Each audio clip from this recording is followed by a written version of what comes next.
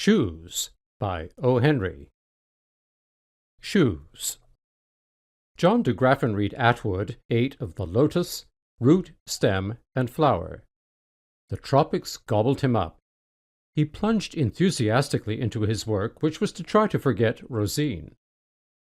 Now, they who dine on the lotus rarely consume it plain. There is a sauce au diable that goes with it, and the distillers are the chefs who prepare it. And on Johnny's menu card it read brandy. With a bottle between them, he and Billy Keogh would sit on the porch of the little consulate at night and roar out great indecorous songs until the natives, slipping hastily past, would shrug a shoulder and mutter things to themselves about the Americanos Diabolos. One day Johnny's mozo brought the mail and dumped it on the table.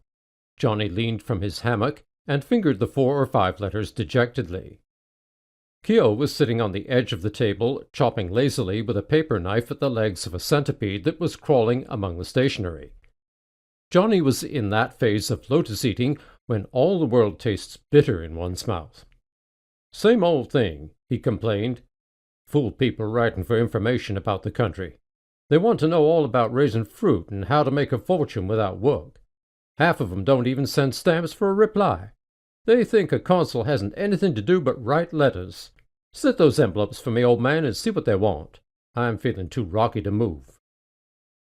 Keogh, acclimated beyond all possibility of ill humor, drew his chair to the table with smiling compliance on his rose-pink countenance, and began to slit open the letters.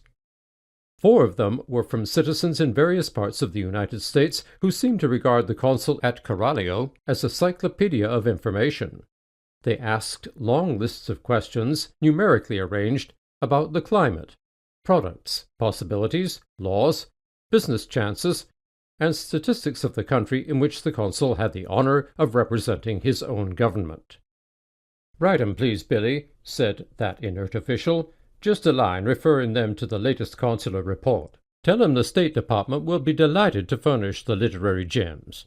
Sign my name. Don't let your pen scratch, Billy. It'll keep me awake." "Don't snore," said Keogh amiably, "and I'll do your work for you. You need a corps of assistants anyhow. Don't see how you ever get a report out. Wake up a minute. Here's one more letter. It's from your own town, too. Dalesburg." "That's so," murmured Johnny, showing a mild and obligatory interest. "What's it about?" "Postmaster writes," explained Keogh. "Says a citizen of the town wants some facts and advice from you. Says the citizen has an idea in his head of coming down where you are and opening a shoe store. Wants to know if you think the business would pay.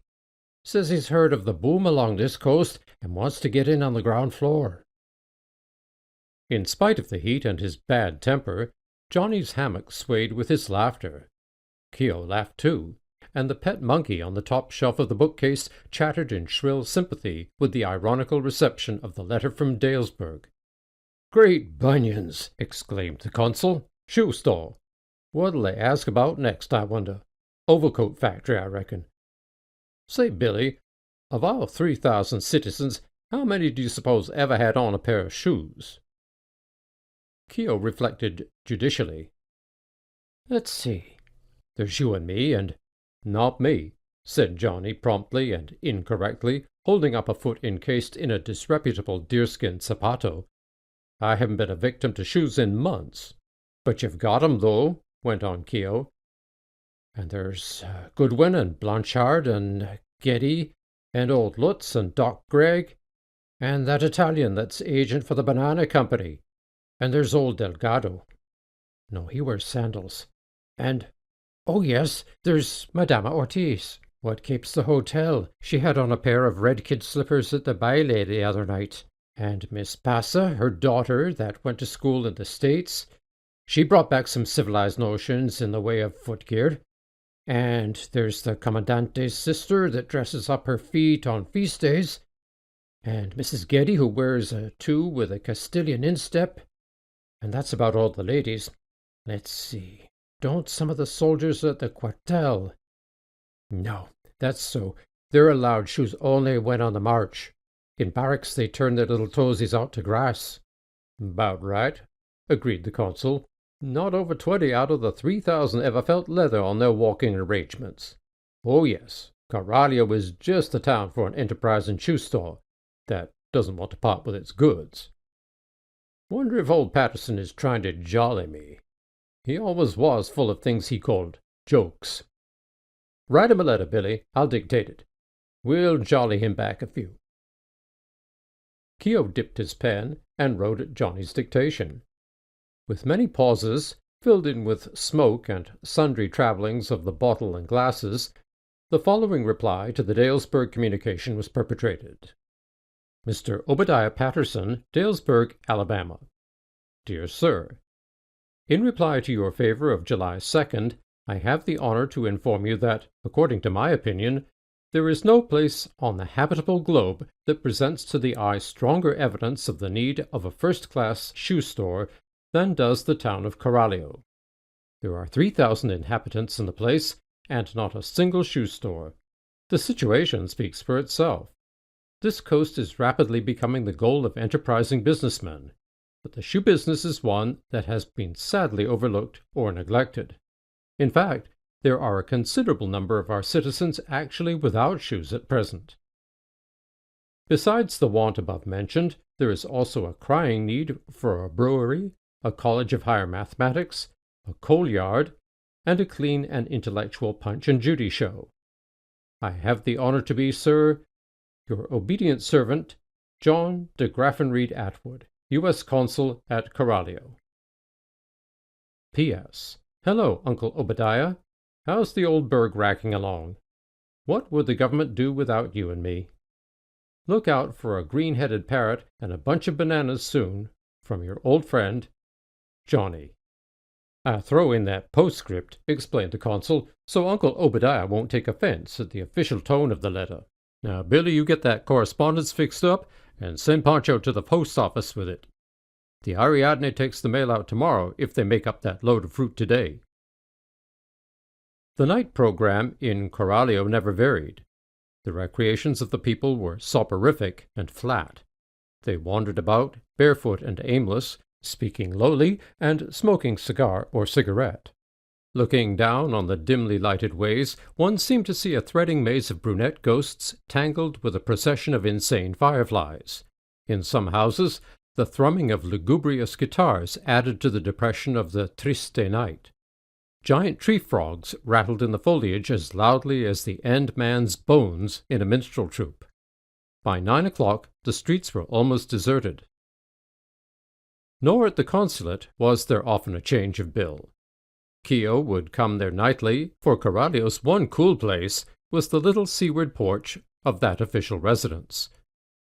The brandy would be kept moving, and before midnight sentiment would begin to stir in the heart of the self-exiled consul. Then he would relate to Keogh the story of his ended romance.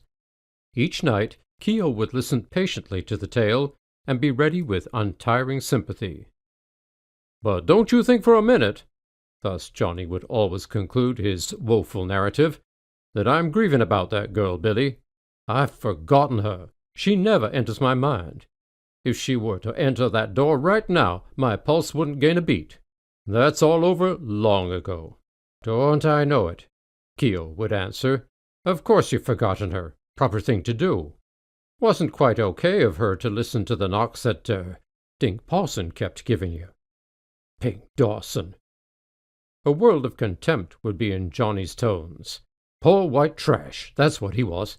Had 500 acres of farming land, though, and that counted. Maybe I'll have a chance to get back at him some day. The Dawsons weren't anybody.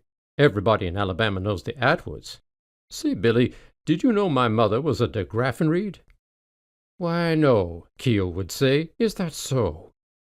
He had heard it some 300 times. Fact. The de Graffenreids of Hancock County. "But I never think of that girl any more, do I, Billy?" "Not for a minute, my boy," would be the last sounds heard by the conqueror of Cupid. At this point, Johnny would fall into a gentle slumber, and Keogh would saunter out to his own shack under the calabash tree at the edge of the plaza. In a day or two, the letter from the Dalesburg postmaster and its answer had been forgotten by the Coralio exiles. but on the 26th day of July the fruit of the reply appeared upon the tree of events. The Andador, a fruit steamer that visited Coralio regularly, drew into the offing and anchored. The beach was lined with spectators, while the quarantine doctor and the custom house crew rowed out to attend to their duties. An hour later, Billy Keogh lounged into the consulate, clean and cool in his linen clothes, and grinning like a pleased shark. "Guess what?" he said to Johnny, lounging in his hammock. "Too hot to guess," said Johnny lazily. "Your shoe store man's come," said Keogh, rolling the sweet morsel on his tongue, "with a stock of goods big enough to supply the continent as far down as Terra del Fuego. They're carting his cases over to the custom house now.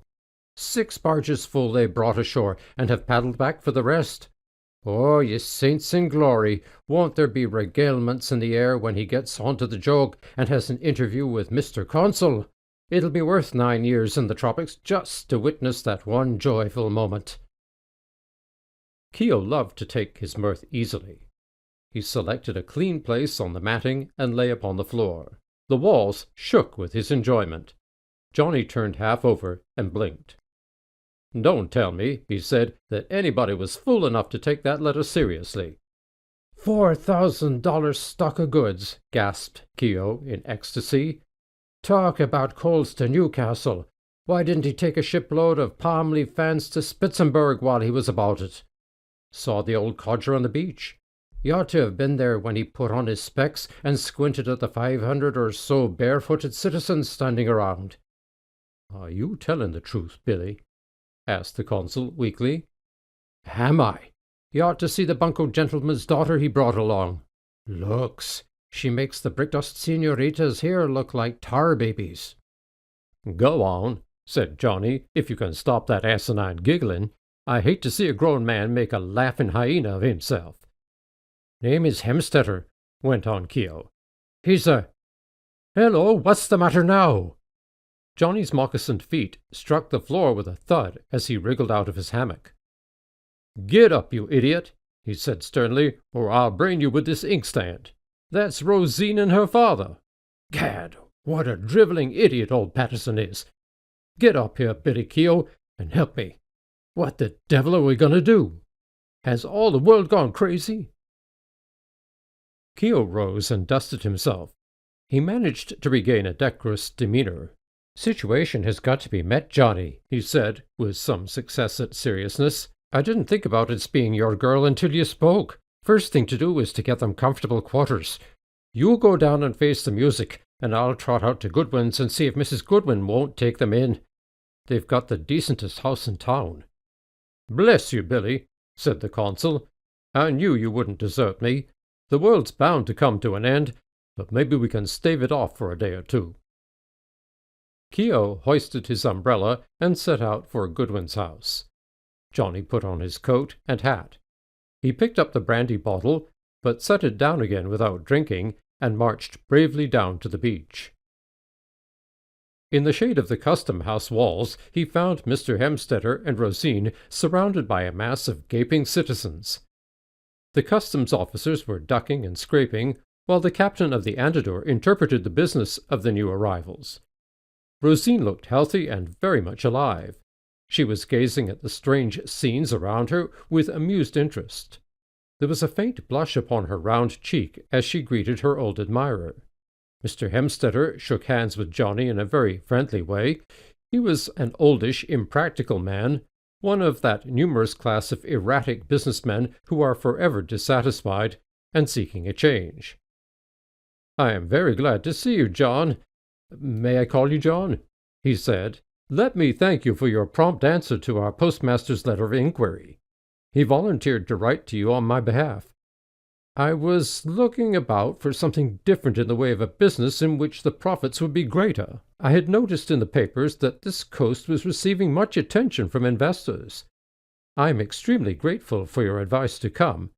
I sold out everything that I possess and invested the proceeds in as fine a stock of shoes as could be bought in the North. You have a picturesque town here, John. I hope business will be as good as your letter justifies me in expecting." Johnny's agony was abbreviated by the arrival of Keogh, who hurried up with the news that Mrs. Goodwin would be much pleased to place rooms at the disposal of Mr. Hemstetter and his daughter. So there Mr. Hemstetter and Rosine were at once conducted and left to recuperate from the fatigue of the voyage, while Johnny went down to see that the cases of shoes were safely stored in the customs warehouse, pending their examination by the officials. Keogh, grinning like a shark, skirmished about to find Goodwin to instruct him not to expose Mr. Hemstetter to the true state of Coralio as a shoe market until Johnny had been given a chance to redeem the situation, if such a thing were possible. That night, the consul and Keogh held a desperate consultation on the breezy porch of the consulate. "Send him back home," began Keogh, reading Johnny's thoughts. "I would," said Johnny after a little silence, "but I've been lying to you, Billy." "All right about that," said Keogh affably. "I've told you hundreds of times," said Johnny slowly, "that I had forgotten that girl, haven't I?" "About 375, admitted the Monument of Patience. "I lied," repeated the consul. "Every time. I never forgot her for 1 minute. I was an obstinate ass for running away just because she said no once, and I was too proud a fool to go back. I talked with Rosine a few minutes this evening up at Goodwin's. I found out one thing. You remember that farmer fellow who was always after her?" "Dink Parson?" asked Keogh. "Pink Dawson. Well, he wasn't a hill of beans to her. She says she didn't believe a word of the things he told her about me. But I'm sewed up now, Billy. That tomfool letter we sent ruined whatever chance I had left. She'll despise me when she finds out that her old father has been made the victim of a joke that a decent schoolboy wouldn't have been guilty of. Shoes. Why, he couldn't sell 20 pairs of shoes in Coralio if he kept store here for 20 years. You put a pair of shoes on one of these Caribs or Spanish brown boys, and what'd he do? Stand on his head and squeal until he'd kicked 'em off. None of 'em ever wore shoes, and they never will. If I send 'em back home, I'll have to tell the whole story. And what'll she think of me? I want that girl worse than ever, Billy. And now, when she's in reach, I've lost her forever because I tried to be funny when the thermometer was at 102. "Keep cheerful," said the optimistic Keogh, "and let him open the store. I've been busy myself this afternoon. We can stir up a temporary boom in the footgear anyhow. I'll buy 6 pairs when the door's open. I've been around and seen all the fellers and explained a catastrophe. They'll all buy shoes like they was centipedes. Frank Goodwin will take cases of 'em. The Gettys want about 11 pairs between 'em.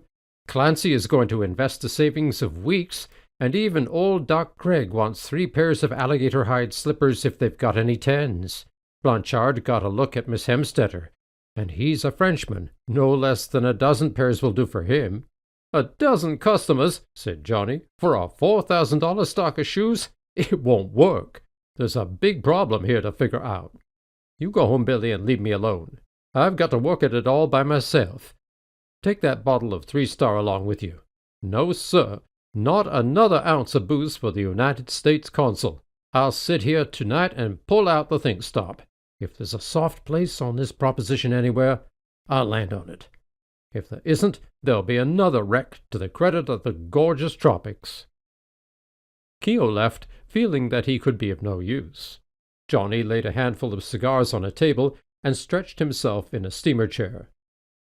When the sudden daylight broke, silvering the harbor ripples, he was still sitting there. Then he got up, whistling a little tune, and took his bath. At 9 o'clock he walked down to the dingy little cable office and hung for half an hour over a blank. The result of his application was the following message, which he signed and had transmitted at a cost of $33. To Pinkney Dawson, Dalesburg, Alabama. Draft for $100 comes to you next mail. Ship me immediately 500 pounds stiff, dry cockleburs. New use here in arts. Market price 20 cents pound. Further orders likely. Rush. End of Shoes. Read by Anthony St. Pierre, Toronto, June 2024.